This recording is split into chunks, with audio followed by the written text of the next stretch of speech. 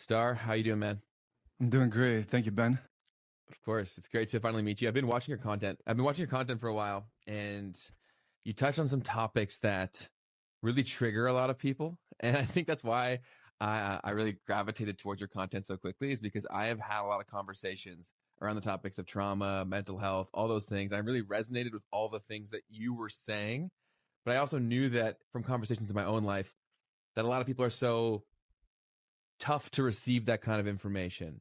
So we're going to talk about trauma. We're going to talk about getting over people's traumas. We're going to talk about all that stuff. But first of all, what is trauma?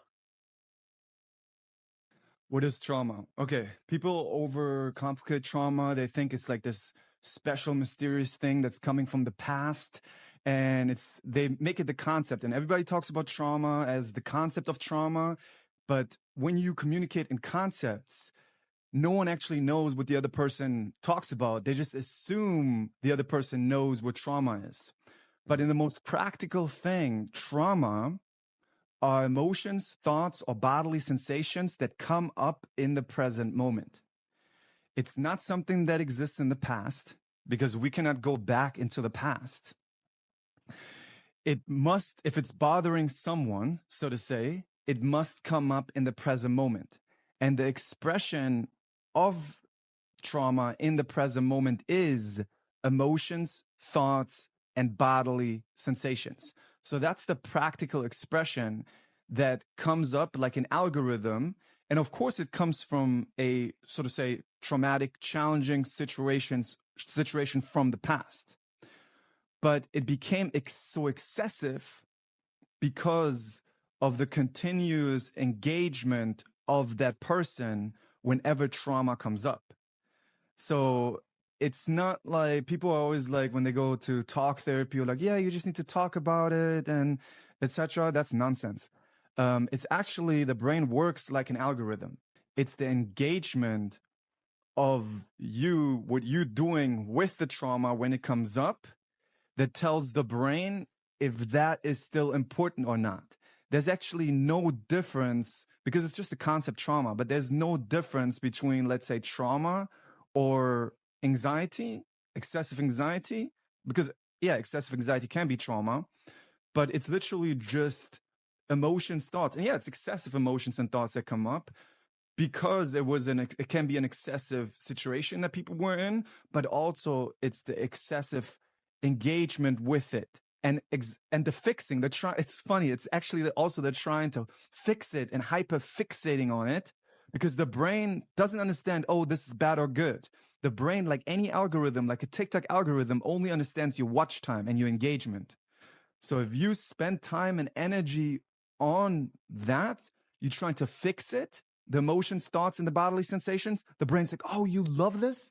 You love talking back to those thoughts, emotions, and bodily sensations? Let me give you more and more and more. And then it's this huge snowball effect it's a warped reality that then, if you identify it, you completely identify it with the trauma and you're constantly trying to fix it and you live your life constantly spending time on the past in your head. And then the brain's like, oh, you love talking to the past. Let me give you more. So it's really, people are like, oh, you need to process trauma. First off, you cannot process trauma. Your body processes trauma. The same way as you don't beat your heart and you don't cut your wound. You don't heal your wound if you cut yourself. It's the intelligence of your body doing it. That's what's processing. But it's only processing if you actually leave it alone. It's processing if you lower the resistance. The funny part is you don't process trauma, you make it inactive. And the way to make it inactive is to shift your focus. Okay. And to react differently to the emotions and thoughts. Does that make sense? Completely. Yeah. And why I was so fascinated by how you approach this subject is because I was someone who I had to go to therapy a lot as a kid because of my parents had issues, and they would, part of their divorce was like the kids would have to go to therapy. And even from that age, I just thought it was so stupid that we were just kept talking about these same things that oftentimes we're talking about things that I didn't even remember, but they were telling me that it should be traumatic. It should be painful. And it's almost like people want this identity of the trauma so bad. Yes. They create it. And what is up? Why does that happen? They use it as a sense of love as well, right? A lot of people don't want to let go of their trauma because they get love for it. As long as Yes. they have this difficult thing, people around them are like, oh no, poor thing. You're special. We need to help you. Like and then the people are like, that's why people put like ADHD in their bio and they hold on to the ADHD or the depression. And if you're like, no, wait, I can help you. You can shift your focus. And it's a practice. It's not a trick. It's a practice like fitness. And over time, you will get better, but you need to stop holding on to it and stop trying to make this your identity. Because if you still like, oh no, I get love, there's better things out there. Trust me. You can live your life if you stop identifying with the trauma. Can I actually show you something like right here on the whiteboard? Please. Yeah. So I hope you can still pick this up. Can you still hear me a bit? Yeah. Okay, cool. Let me just put the mic a little over here. So think of it like this. Think of it like you're this person. And this is the brain, right? And you had this experience here in the past where it was really difficult. Let's call it trauma. Can you still hear me? Yes, sir. Okay. So let's call this right here. This happened in the past. Really difficult. Maybe you got bullied. Maybe you got abandoned. Whatever happened, this came up. And when this came up, your brain right here was like, oh no, I don't want this ever happen again for you. This was so difficult. I'm going to make you aware when similar things are showing up at any time in the present moment, because I saw how difficult this was for you and you engaged with this a lot. So let's say you got bullied, right? Let's say this was bullying in school or something. And your goal in life, now you have goals. Let me see if you can still see this. Yes. You have goals, and your goal is to maybe be a public speaker or a creator, and you want to express yourself. But every time you grab your phone and you're trying to create something, your brain is like, no. Remember? You got bullied. And there's going to be people behind the screen when you post this. So the brain is actually not logically trying to prevent you from what's going on. It will do anything by giving you any emotions, thoughts, or bodily sensations. Like I just said, the expression of trauma that the brain gives you is either, and I'm going to make this E, emotions. I'm going to make this T for thoughts, and I'm going to make this B for bodily sensations. So bodily sensations, some people are like confused. It's like, when you panic attacks or you get like hot flushes and you like shaking or something, that's bodily sensations. So your brain doesn't have claws. It doesn't have it's not a dragon or hands. It doesn't have tentacles to hold you back from dangerous situations. It's a squishy organ. It doesn't have those things. But it has three things. It has three tools. It has emotions, it has thoughts, and it has bodily sensations. And it has an entire data bank knowing exactly what emotions and thoughts and bodily sensations you react to. That's why intrusive thoughts, for example, are different for any person, right? Some people are scared of health anxiety. Some people are scared of losing their parents. Some people are scared of judgment. But the brain knows exactly. Some people are reacting a lot to guilt. The brain cares about what you react to. Some people react to jealousy, right, in relationships. Whatever anger issues, right? Whatever the brain knows you react to, it will give you, because it's exactly like an algorithm, as long as you react to it. So you want to be a creator, but the brain is like, no. Remember what happened? And it will give you any emotions, thoughts, and bodily sensations for you to avoid doing the creating, which means it can give you thoughts of, you are not good enough. You are not ready yet. You need to read another book about trauma. You need to heal your trauma. You need to go to another seminar. You're not perfect yet. You need to use the law of attraction many times so you get perfect, and then you don't get judged. But it's really just an avoidance mechanism, right? So the brain gives you any thoughts, for example, let's say the thought of, you are not good enough, right? or you're not special enough to be a creator. If you identify with it, you're identifying with a program. It's not the truth. But the brain has to be good at making you believe that, or you wouldn't avoid the danger. And the thoughts come so close, right? You cannot see, a lot of people don't see thoughts like this pen here. Even though you should, for a healthy relationship with your mind, you should see thoughts like this pen here, something outside of you. Separate. But because thoughts come so close to you, and the brain knows exactly what it uses combinations. It uses pictures. It uses vivid pictures from your past.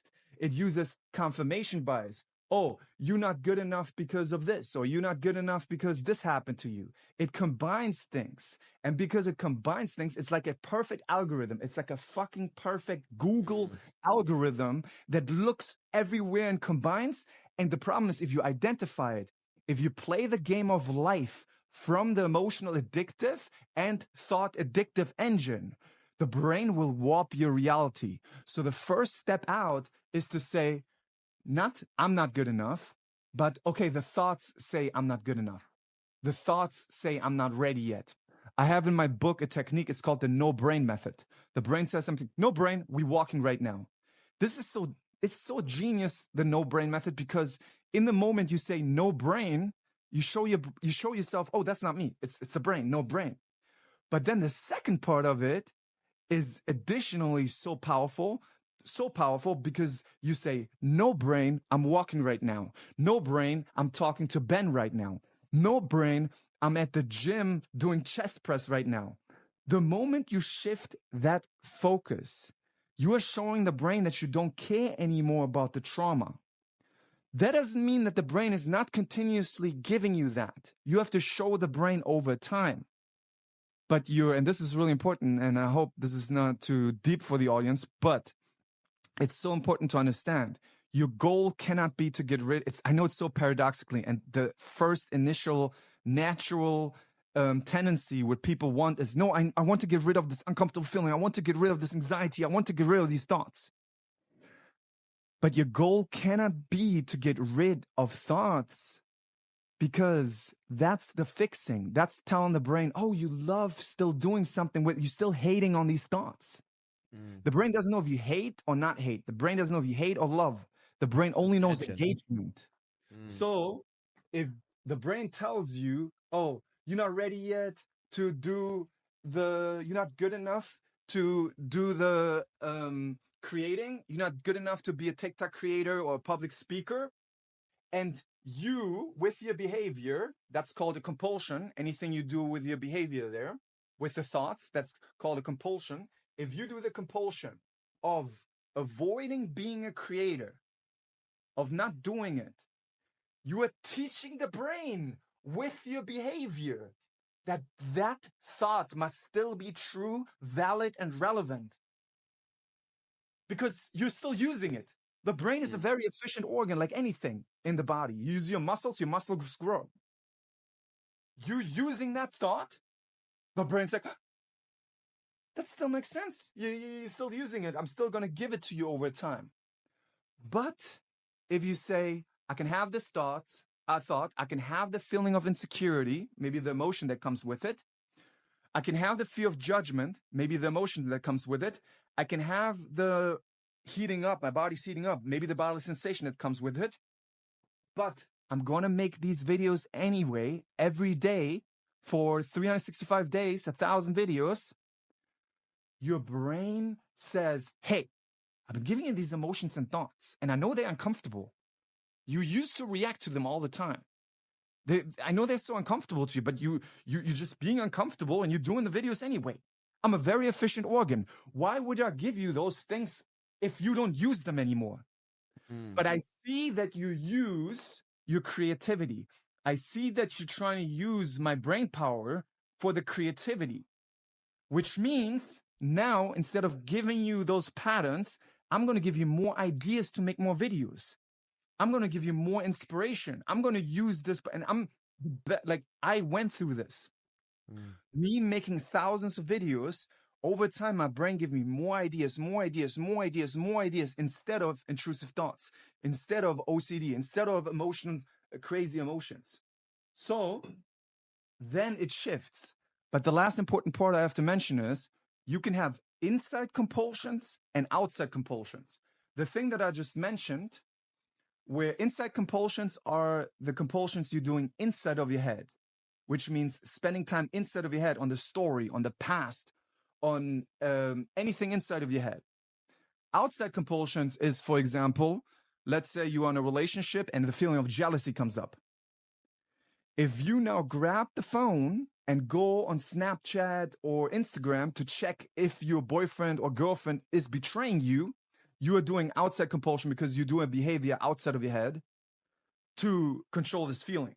So even if you doing those videos, thousands of videos, but while you're doing those videos, you're still spending time inside of your head, you're still feeding the pattern.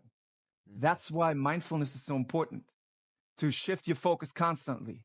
That doesn't mean your brain is not automatically still attacking you with thoughts, but you say, okay, they're allowed to, I can have them in the background, but I keep focusing on making better videos.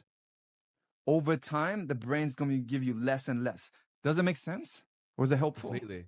Yeah, 110%. Yeah, and one line that was really helpful for me to try to break away from these patterns, because we all have them, was at around 18, 19, I had this situation where I was forced to sit with myself for the first time ever in my life, because I was always able to distract with external things. For me, it was sports. I was always able to do that. And then I had injuries that forced me to just sit with myself and research and really get to know who I thought I was. And that led to a lot of discovery and a lot of things that you're talking about that I kind of stumbled into without even realizing it. And I didn't phrase it the way that you did, which is why I loved your content so much, is that it kind of puts steps towards things that happen for people. But after doing that, and after coming out on the other side, when I would talk to the people around me, my friends and my family, and they'd be like, yeah, you can do that because of X, Y, and Z, but you don't get my situation. I'm sure you come across that kind of thing a lot where everyone says, oh, well, you didn't have this or you didn't have that. How do you respond to that situation? Well, partly I have empathy because it's true. We all have different cards dealt. But in essence, from there, the brain for everyone will always work the same. It's about that algorithm. It's about that engagement. It's about showing your little child, taking your little child by the hand and showing your little child that you're good enough to do the things that you value by doing the things that you value, no matter if your little child is screaming. Your little child will scream because in the past, your little child got hurt. Your little child got abandoned, got mistreated, got abused. So your little child's like, no, we cannot do this again. We cannot move forward. We cannot move forward. We have to fix this first, or you have to take care of me, right? But actually by taking it by the hand and now being the adult and saying, you know what? It's okay. We can have this feeling of anxiety. We can have this feeling of not being good enough and move forward anyway. You show the little child over time that it can be confident, that they can be confident, that the little child is okay, that the little child is safe. Yeah, go ahead. So many people see their personality as fixed, right? Or their situation as fixed, that it's permanent. It is the way that it is because it has to be that way, which I don't agree with at all, because I think I've been so many different people in my own life. And I think it's like a changing definition of what that even looks like. But so many people are so stuck in that box of this is who I am and who I always will be, even though they have this dream in their mind of who they want to be or the thing that they want to do. But I have so many people around me in my life, and I'm sure everyone listening to this, I'm sure you do too, where they always talk about the one thing they want to do, and you know exactly what they have to do, but they just can't get past that, like the smallest viable action. How does someone break down that barrier to just try? Because the amount of times I've heard, oh, I'll try tomorrow, or, oh, I'll try next year, or when I have this much money or whatever. Yeah. A lot of times, well, okay, there's different things that you approached. There's the, how do I say this? There's the identifying with your trauma, if you want to say, or identifying with your personality. I like what you said about identifying with your personality. You're right. If you say, I'm just this shy person, that's not True. You can show yourself that you're a different person by doing different behaviors. And you're right, it has to start somewhere. And it doesn't have to start perfect. A lot of people don't start because they say all or nothing. I have to be this amazing person or I can't start anyway. But that's just another coping mechanism. That's just another procrastination mechanism because it's an easy cop out then. Oh, the first time something doesn't go their way, then they're like, no, I give up. Right. But, and I love this concept, Mark Freeman talks about this. When you say, I want to have a better life, you usually are trying to walk a better path. If that's going to the gym, if that's starting to build your business, you're starting somewhere. Then if you get off the path, which will happen because your brain will protest. Your brain's like, no, this is dangerous. Let me give you more feelings of depression, anxiety, etc. And then maybe you miss a day. If you then are off the path and you say, I shouldn't be off the path, why I'm off the path, and you judge yourself that you're off the path. Oh, see, I'm always off the path and I can never do it right. And I'm at point zero again now because I'm off the path. No, you're actually not at point zero. You moved forward. You just went somewhere on a different location off the path. Now just go on the path. Because if you're constantly like, no, I'm off the path. I judge yourself. It's because of my past. I'm off the path. It's because of my parents. I'm off the path. Look at me. I'm here off the path. And you go on the Reddit and you be like, where are other people who are off the path? And then you spend a lot of time off the path itself going on the path. And if you could just say, you know what? Be kind to myself. That was one day. Tomorrow I go on the path again. And the easiest way to do that to start is in the beginning of the day, because sleep is like a reset. And if you start your day healthy, you have a little bit better of a snowball effect. You can take a bit more territory and you can start teaching yourself. But if you start your day checking your phone with rumination in your head, engaging with the anxiety that comes up, saying, oh, what's my boyfriend doing? What's my ex doing? And being reactive, I want people to understand these two concepts, being reactive and being proactive. If you're being reactive constantly to your old patterns that come up when you wake up, you just build that snowball effect and gets bigger and bigger and bigger and bigger. And then in the middle of the day, of course, it's way harder to then jump out of it because you built, and this is a perfect word that I love, momentum. You build momentum in a certain direction. So if you don't have to be perfect at all, but if you can just start your day going outside the house, because if you stay inside the house, a lot of times there's so much more access to compulsions, so much more access to rumination, to checking your phone, to getting reassurance from your parents, from your friends, to venting with your parents, with your friends, to being reactive on TikTok. All these behaviors are compulsions. But if you can say proactively, you know what? First thing every day is I'm going to the gym or I'm going running. And no matter what I want to practice, I can have any anxiety, I can have any thoughts, it doesn't matter. And I want to practice showing myself that I'm not reacting to this old algorithm anymore of the anxiety. I can have it. I can accept it. I want to show myself this fitness because that's how emotional fitness is developed. And then you become a bigger space. And over time, you're becoming stronger. Like with weights, if you can see, let me show you. This is really a great analogy. This is also a analogy from Mark Freeman, and I would everybody suggest to check out his book, You Are Not a Rock. It's such a great book. He's such an underrated, like he should be on Joe Rogan, to be honest. So when people think of emotions and you said, oh, where can we start like small? Because some emotions for some people are like this panic attack and these big abandonment issues and these big traumatic feelings, this shaking in their body and the fear of judgment, right?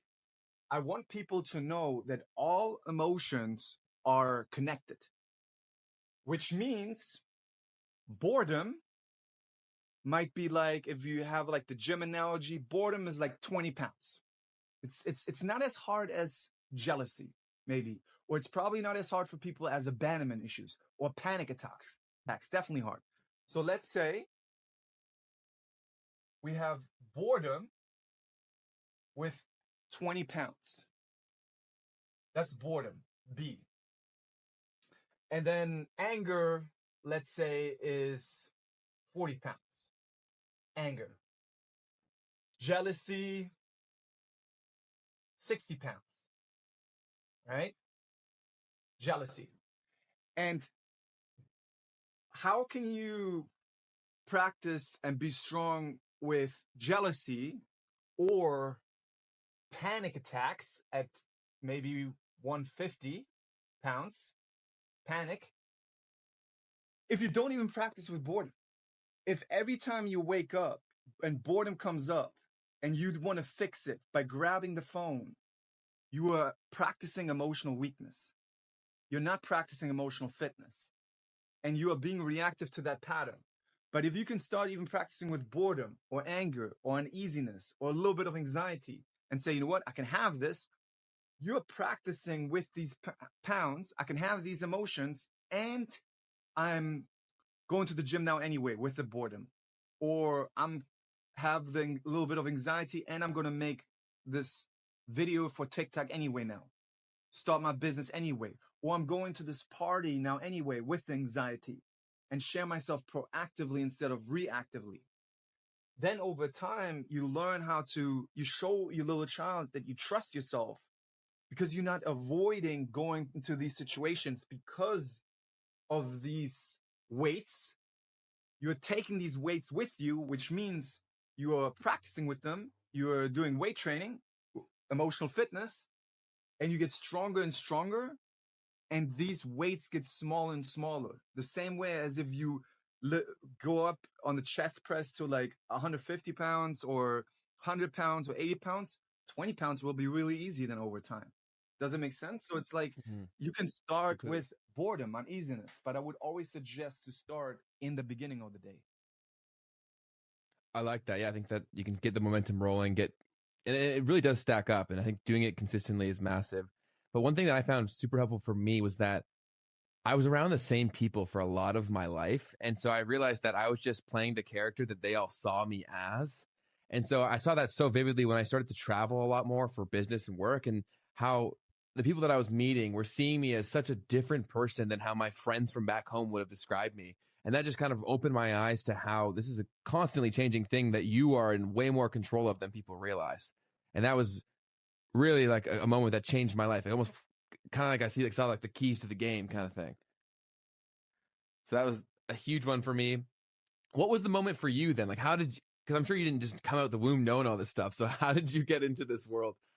Yeah, before I say that, I want to totally agree with what you said about that. A lot of times the people who know you from your childhood, they actually also a lot of times don't want to see you differently, because then you show them, then you show them their shortcomings or their indecisiveness or their unwillingness to move forward and grow. So a lot of times you are the perfect puzzle piece for their compulsions, and they want to keep you as the perfect puzzle piece. And as, can you explain that? Yeah. So, okay. So let's say your mom and you connect a lot on venting.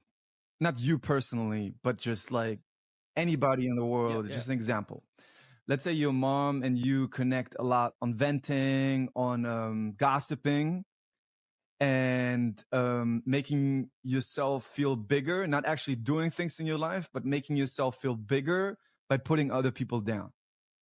And your mom taught you that by she did that all the time with her friends. And then the daughter started doing that with her mom. And that's like their kind of love connection. That's how they connect.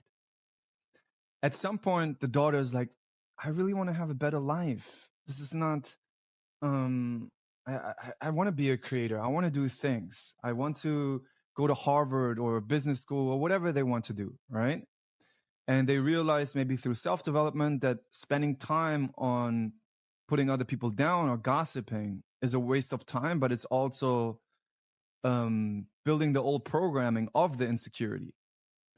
So then she's like, Mama, I don't want to talk about these things anymore. And the mom's like, you changed? No, What happened? They brainwashed you. These books are not good for you. What are these new friends? I don't think that's good for you. You should be able to talk to your mother about anything. And this is how we connect, and the mom doesn't like you to change because you are because what is she going to do? Seeing you then succeed, which she could have done as well if she would have realized that, right? So a lot of times, and I can tell you from my old Instagram, when I wasn't successful yet on social media, I uploaded a lot of videos of when I started like comedy videos or like videos where I talked about meditation, and I didn't get almost no love at all. It was just like I was ignored by the people who I thought should be supporting me. And then I was like, when I made my TikTok account, where then it attracted the people, the strangers, but they were like, oh, this is so great. We love this. Right. But the people that were closer to me on my old Instagram account, they probably were like, oh, what is this? Was he trying this new thing? Unbelievable. But maybe part of them was like, oh, I wish I could try this. But then does it make sense? So they like you to be the perfect puzzle piece. So it's going to be like a feeling of loss because you have to go. It's going to be a feeling of loss to lose that old atmosphere. You have to lose it. For me, in a sense, it was harder and easier because I was abandoned when I was young. So I actually ran away from Germany where I grew up because of all the pain. I got bullied for 7 years and I went through so much pain that my back was against the wall. I had many points where I had no one to hold on, which was in a sense a good thing. And that's why a lot of people who come from these situations where they are abandoned, where they are bullied, where they are made outcasts, are able to find themselves more because they don't hold on to that social community that gives them love for going through the same trauma patterns. They're like, you know what? No one cares anyway about my opinion. No one cares. I might as well be myself, and I might as well explore and try new things because I have nothing. So I might as well risk it all. And I was very risk-taking because of that situation, which was good for me because I did all kinds of crazy things to make a place for myself in life. Like when I was changing continents, starting to drive Uber and Lyft, making crazy videos with passengers in the car, even though, because I always ask myself when the anxiety and the panic came up and the brain said, no, it's so uncomfortable to make now another video with the stranger passenger in the car. I always ask myself, but what happens if I don't do it? Absolutely fucking nothing. And that's what I was more scared about. I was more scared about my judgment of myself when I don't do it because I would see myself as a pussy. Oh, you didn't do it. The same way as a lot of times when I didn't go up to the girl, approaching girls when I was younger, afterwards, I was way madder at myself than if I would have gone through that rejection because I was like, you pussy, you should have gone up. Like that was a chance, you don't have nothing to lose. So every time I was in the car and tried to make a video, I was like, what are you gonna like? What happens if you don't do anything? Nothing. And I don't want to stay driving forever. I don't want to drive Uber forever. And so I made the craziest videos, and that's how it started out being successful on social media. But coming back to your question, how it started out with me, a lot of the different situations, of course. I said a part of like the pain that I came from my childhood, the bullying. But at some point, because of a lot of the trauma I went through and my brain wanting to hold on to control, I developed very strong OCD. And I looked for years and years and years, and those so-called specialists, none of them could help me, even though they were called specialists and they have their beautiful certificates on the wall, but they were incompetent. they might have been a little bit competent, like little bit, but not enough to help people with such a strong thing like OCD, especially the strong OCD I had. So at some point, though, years and years and years of looking, I found a person, Mark Freeman, who changed his own brain, recovered 12 years ago from OCD himself, has no certificate, none at all, but helps more people with OCD than any of the people with the certificates over the wall, who contained information long enough to pass their midterms and contained information that have no merit, that have no underlying foundation, because it's like a physical trainer who just read faulty books about fitness, but never actually went to the gym, never changed their brain. It's hard work to change your brain, but it's so worth it because you come out a whole new person with emotional fitness and stability. So when I started practicing what he gave me over years and years and years, I completely changed.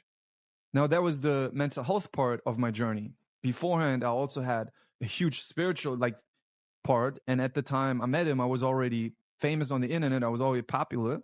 But I had this strong OCD over 11 years since I'm very young. And I finally found because I went to someone who did the things you want to do. And that's what I always tell people. Go to people who did the things you want to do.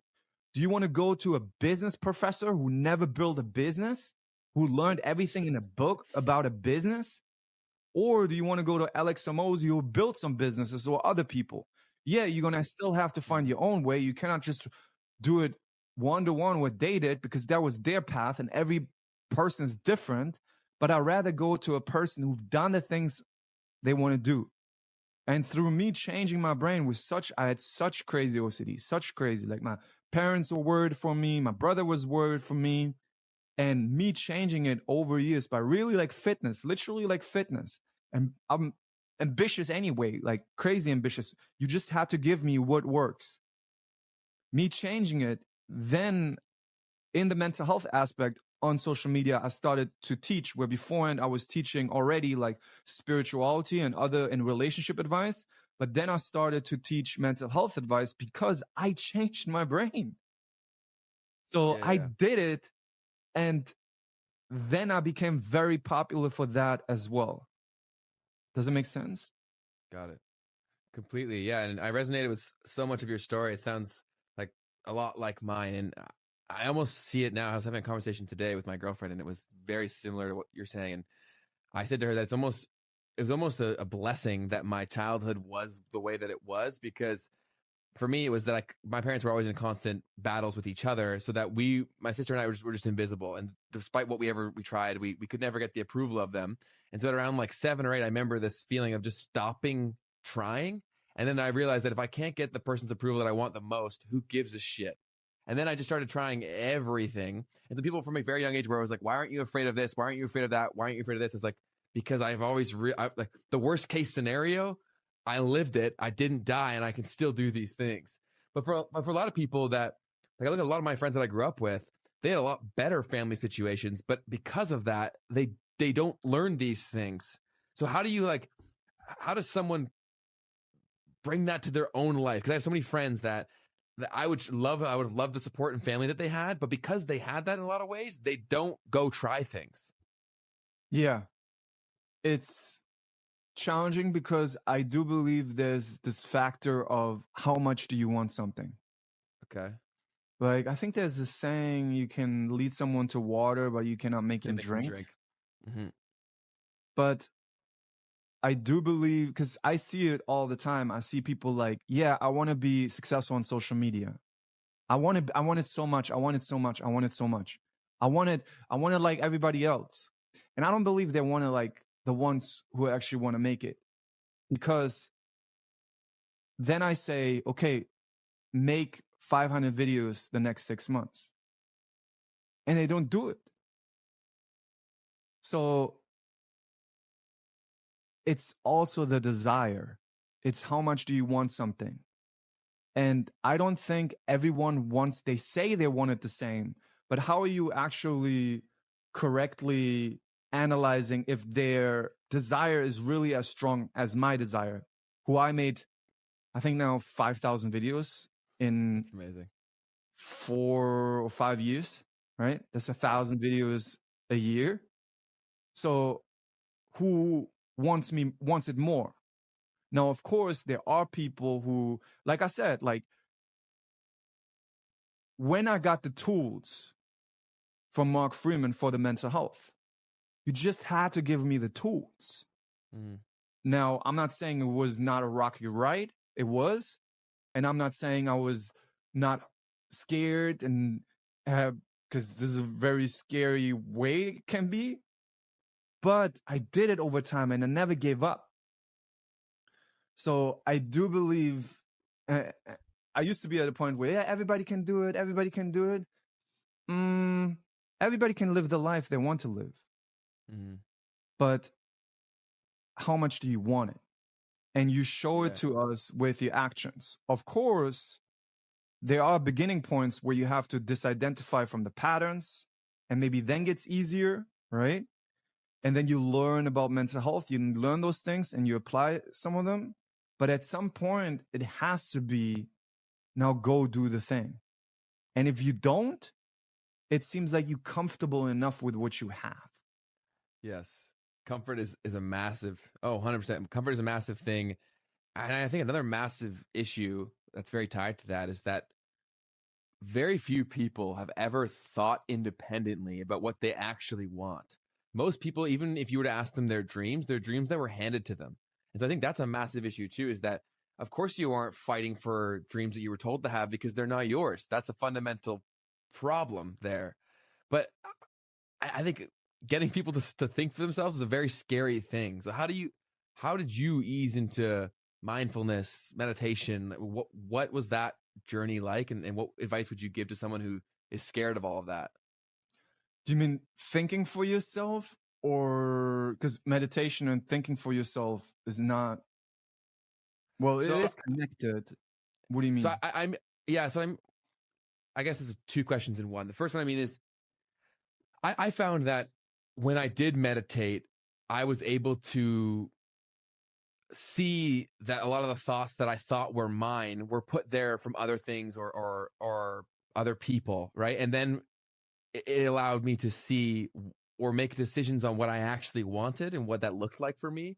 So maybe it's a different path for you, but for me, it was like, okay, I meditated and then I saw that I was thinking things that I believed were my own thoughts and then realized that the foundations were set by other people or things. And then how that then allowed me to set goals for myself that were truly mine now. And it made it a lot easier to pursue them because they genuinely were mine. Does that make sense? Yeah, I totally agree. Meditation can be one of the first steps that free us. I do believe the second part, thinking for yourself, is also a skill that you have to practice, because you can meditate and you can fall into the regurgitation and also of the spiritual concept, but that doesn't mean that you actually start thinking for yourself. So, but I do, so let's like break this down. Yeah, please. I do believe that a lot of people, or I know a lot of people, I have a meditation school, and I guide people through weekly meditations, but I do it in a way where they have time to sit in silence in that meditation. So I guide some parts, but then they sit in silence, because it's so easy to do guided meditations. And you can do guided meditations. It's good for you because you lower resistance by passively focusing on the sound or whatever you listen to. And it's good for your body. It's lowering resistance, but it's not creating that emotional fitness, that mental focus, or it's not creating it as efficiently as silent meditation. Because when you sit down in silent meditation, and you probably noticed that, all the patterns are coming up. All the patterns you didn't like are coming up. The uncomfortable emotions, things about the past. And a lot of people don't want that. They're like, no, I got to run. But you have to understand that's the programming that comes up. Brain is like, no, wait, we're not doing this thing of sitting in uncertainty and just watching our breath. And people have the wrong assumption, and I'll write this in my book, that they think that you're supposed to be relaxed in meditation, or that you're supposed to have no thoughts coming up. But the intention of trying to be relaxed, first off, is not good, because then you hating on any other emotions that's not relaxation, that you don't like, any other stress. And the intention of having no thoughts is not good, because then you hating on the thoughts that show up, and that means you're engaging with those thoughts, which is telling the brain to continuously give you more of that. So when we sit down, can we be okay with anything that comes up and keep our focus on our breath or our body for a longer time? And can you let it burn? Can you be the witness? Can you let those uncomfortable emotions burn? And can you let the thoughts do what they want to do? But you don't have to fixate on them. You just accept them. They're allowed to be there, like clouds in the sky, right? Different kind of shaped clouds. And you focus back on your breath and your body. What will happen over time is you literally are breaking patterns, because the brain brings up these programmings during the meditation. And the brain's like, hey, you're not reacting to it. I know it's uncomfortable. Same thing that I explained earlier. It's the same reflection in real life. The brain is bringing up the anxiety during the meditation. The brain is bringing up that anxiety when you're trying to make content. You can practice in both things. The brain's holistic. So you sitting down in meditation, being okay with that feeling, it's going to move, it's going to shift, it's going to eventually, whatever you want to, it doesn't even fucking matter what we know, what it does and where it goes. Because some people, oh, you're releasing it. But the intention of releasing something is still hating on the present moment, because you can't wait to release it. But then you're not accepting it. But when you're accepting it, that's what I believe when you transform, when you build emotional fitness. So when you do that, I totally agree. Over time, you see, oh, that's a fucking programming. I'm not a shy person. It's not true that I'm not good enough. Those are thoughts. I'm not good enough. I'm not ready yet. And if you can sit long enough over years and practice, you find the point where you like, oh, none of this shit is true. So I don't have to make my life decisions dependent on the concept that I created for myself or that other people created for me, which might be the atmosphere of the parents and people and relatives around you. Okay? And then it goes to questions. What do I like? What am I excited about? What do I resonate with? Not what my favorite artist, speaker, guru is telling me is the step-by-step program for me that I should believe. Not what Andrew Tate thinks, not what Jordan Peterson thinks, not what what's her name? Mel Robbins. I'm trying to find some females. Mel Robbins thinks, not what Eckhart Tolle thinks, not what Abraham Hicks thinks, not what. No. I have my guidance system in me as well. And this is what I like also, Mark Freeman, the concept of this is our first time in life. I mean, I do believe we had many times that we lived before, but we only remember like this right now. Maybe we remember in our body like more like recognition, right? The intuition, etc. That's cool. But we have to also be like, we're exploring. And when we explore, we see what we resonate with. But we don't care about, and this is why I'm working a lot of times around a college in the area, and I always see like, when I see like 7 girls like walk in my direction, like 3 or 4 of them have the same blue jeans, same Air Force Ones, same hairstyle, and then the next day they have the same like those, I don't remember the name of the boots, but like they follow those trends. Do you really like it? Or do you like it because you get validation for the trends, right? Because you think other people are going to like it. Are you liking it? Do you really like that color? Do you really like that path? Do you really like that movie? Do you really like that rapper? Or do you like it because everyone's hating on Drake now? Do you like Kendrick Lamar? Or do you like him because you don't like that Drake's been on top for such a long time? Right? What do you like? Because I'm always like, I'm not, oh, I like this certain, yeah, I like some rappers, I like some musicians, but do I like this song? Because I don't have to like every single song of this person. I can say I don't like that song, but then it's song by song. It's not this label, I must like Kendrick Lamar, I must like Taylor Swift, I must like this person. Everything from them. What do I like? And you have to, but first, separate yourself from the programming, from the identification with the thoughts and the emotions. And when you do that long enough, that's what I believe when intuition comes up, the reality. But you cannot have strong intuition as long as you're so warped with the reality that you're engaging with this algorithm, this old algorithm that comes from trauma, so to say. I don't like the word trauma because it's just another concept, but that comes from the past of challenging situations. So then you can make those choices. What do I like? And I had to go through that as well. And now I'm more like, okay, do I really like this? But you see many people nowadays, especially with TikTok and Instagram and social media, because it's like such a huge wave. Mm-hmm. And then people want to identify with things. They identify with Christianity or being a Muslim. And then the Christians fight the Muslim. No, it's way cooler to be a Muslim. No, it's way cooler to be a Christian. Look at you. You're a loser because you believe in this. Right? But it turned into something else. It turned into group thinking again. Mm. It didn't turn into, oh, what tools actually work for me? And what can I explore? It doesn't make sense.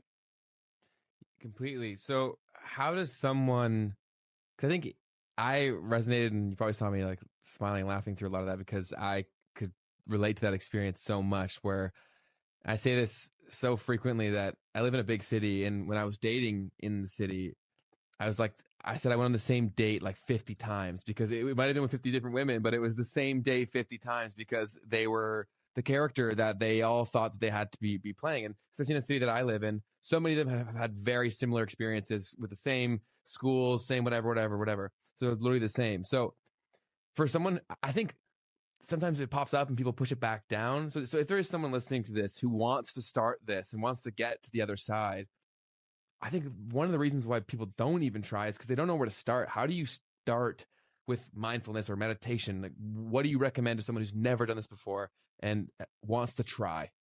Yeah. I teach this in my book. From the beginning of the day, start talking out loud to yourself. Because as soon as you talk out loud yourself, you have to change. Okay, this is like really important. And are you hearing me well if I'm like putting something on the wall? Yeah, it's not bad. Yeah. Perfect.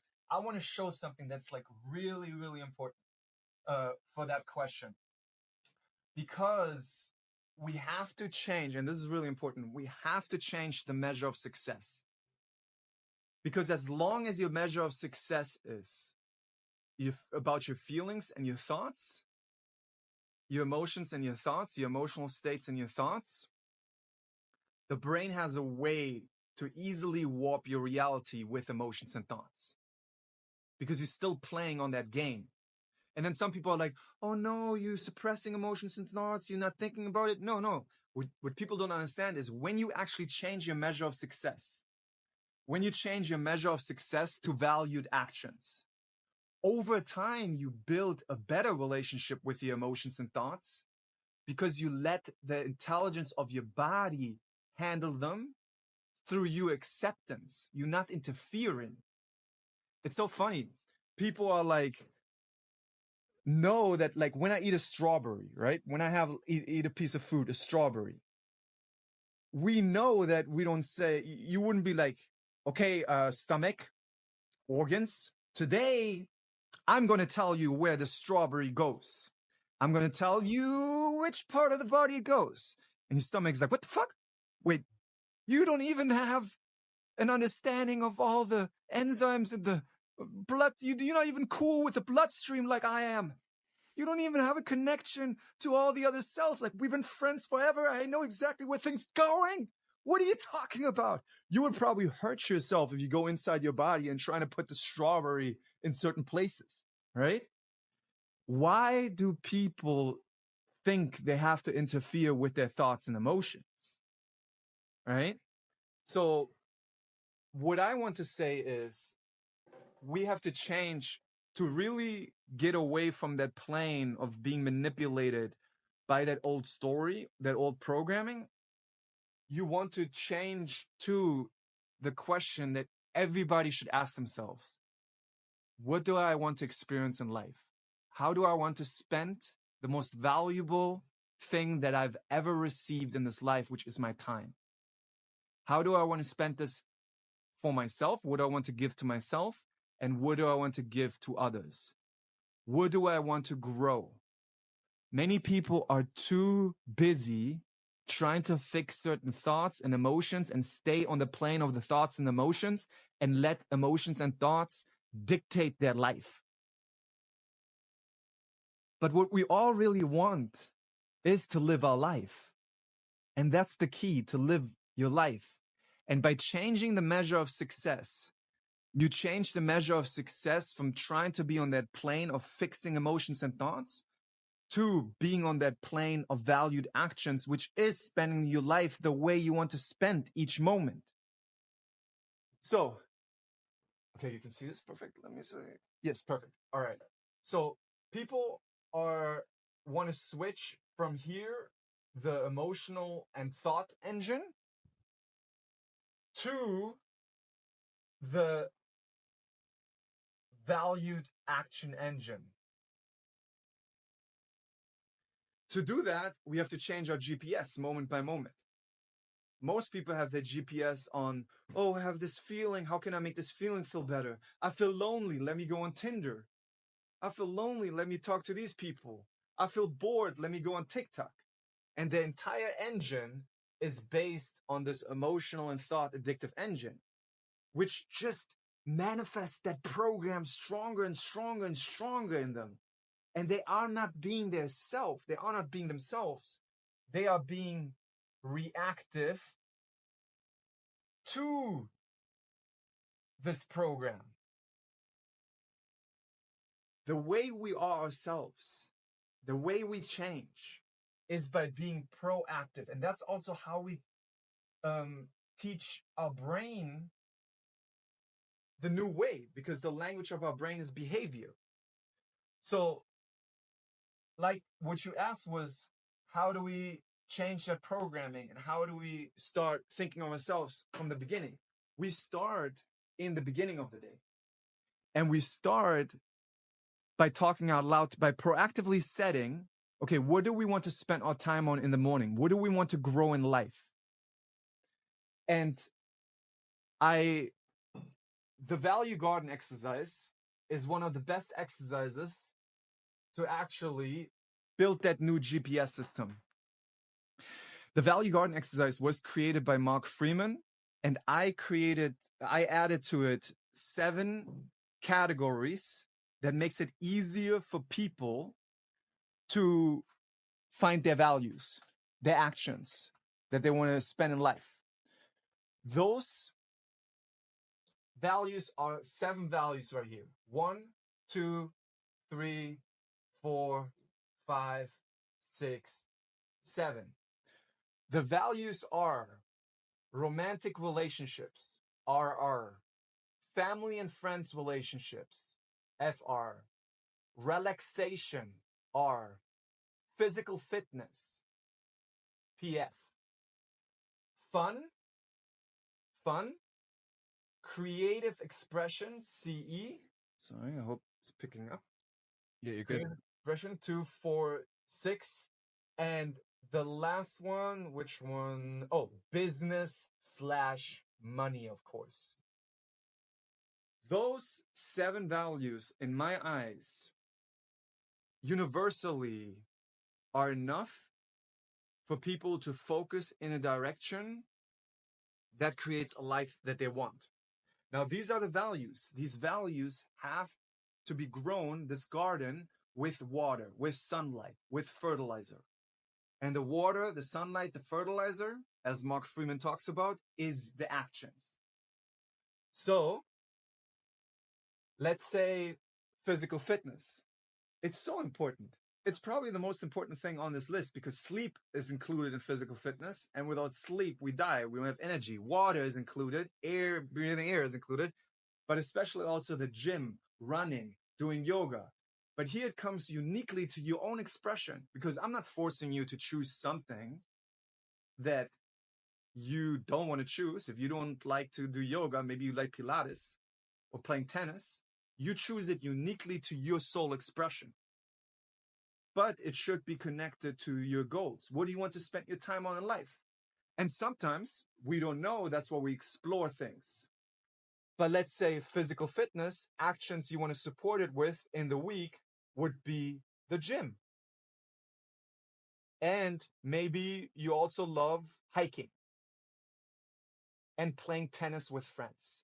These are things that are important to you and you want to grow in your life. And this is what we want to focus on. So maybe first thing in the day, you wake up, and to get out of like the program, the brain's like, oh, remember the X, or anxiety is coming up. No, brain, I can have this anxiety and I go play tennis now with friends. Playing tennis with friends doesn't only feed the garden of physical fitness.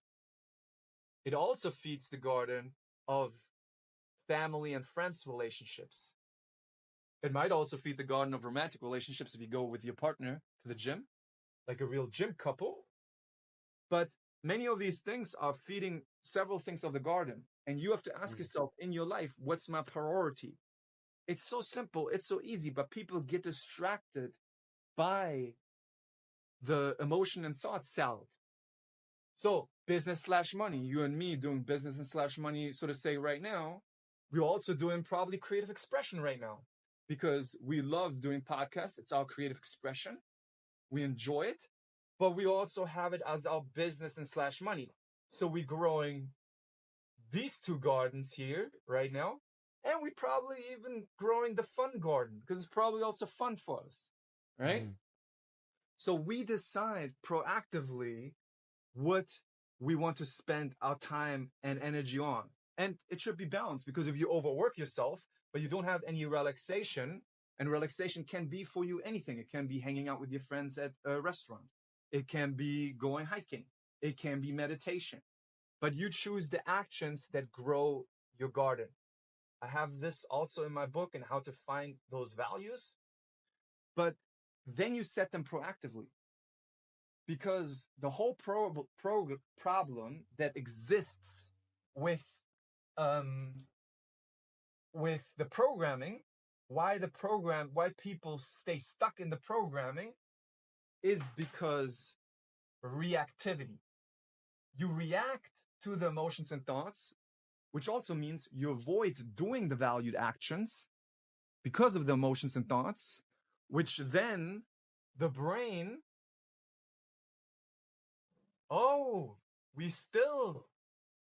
this is the programming. We still gonna give Ben or Mark or anybody this programming because you react. You are reactive to this programming.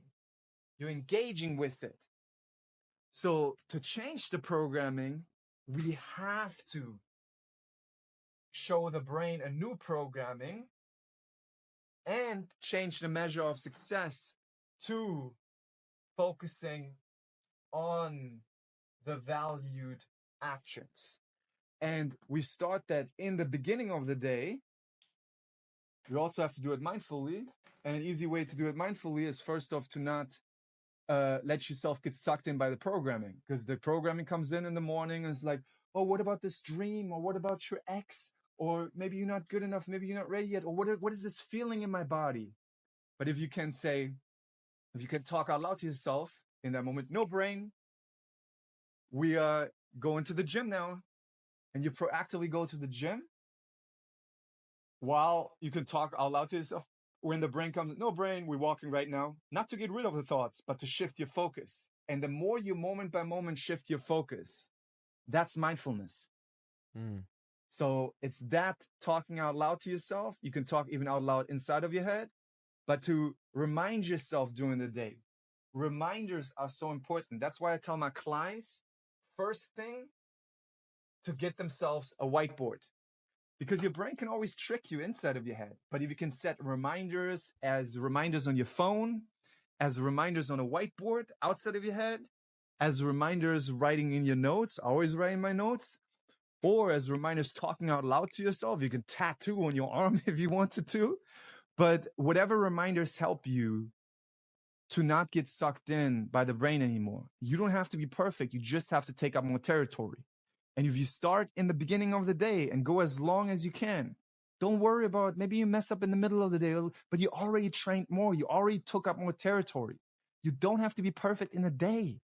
You just go, and over time you take up more territory and change that algorithm. Does that make sense? Was it helpful? Yeah, completely. And I love the fact that you laid it out into different sections. And I think one thing to make that really impactful for the person is you got to also be honest with yourself about what it is you're optimizing towards. I think through doing that exercise that you just outlined there is that it's going to hit people with probably a dose of reality, right? Because when you have to actually say, what is this action nurturing? And is it in alignment with what I actually want? I think a lot of people will be pretty stunned by how few things they're doing are actually helping them get what they want. And so one thing for dating, because I know dating is a massive thing for people, is they'll say like, oh, why can't I find a long-term relationship? I'm on all dating apps, I'm doing all these things. And it's like, okay, well, are you doing the things that people who have long-term relationships do? Right. And oftentimes it's like, okay, just because you're on a dating app doesn't mean you're doing the right things to get a long-term relationship. So I love the fact of being thoughtful about not only what you say you want, but how are the actions that you're doing feeding that? Yeah.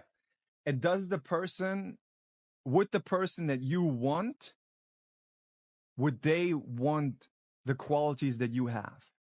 Mm-mm. Does the person of what qualities you like, do you have the qualities that they would like? Mm-hmm.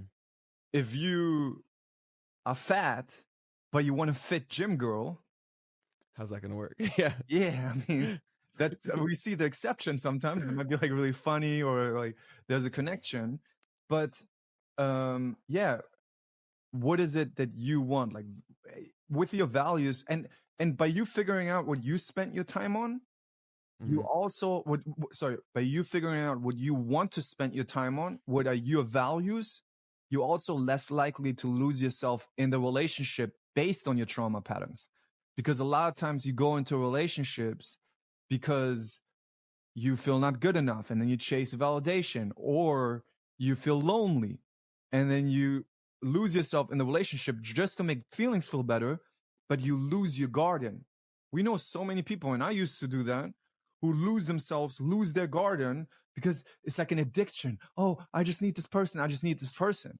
But then you show yourself that you are not good enough because you're not taking care of your own garden, and you lose your garden. You just care about this addiction in your body of making the feelings feel better. And a lot of times you choose that person from the trauma patterns and not actually from what you care about, your unique values.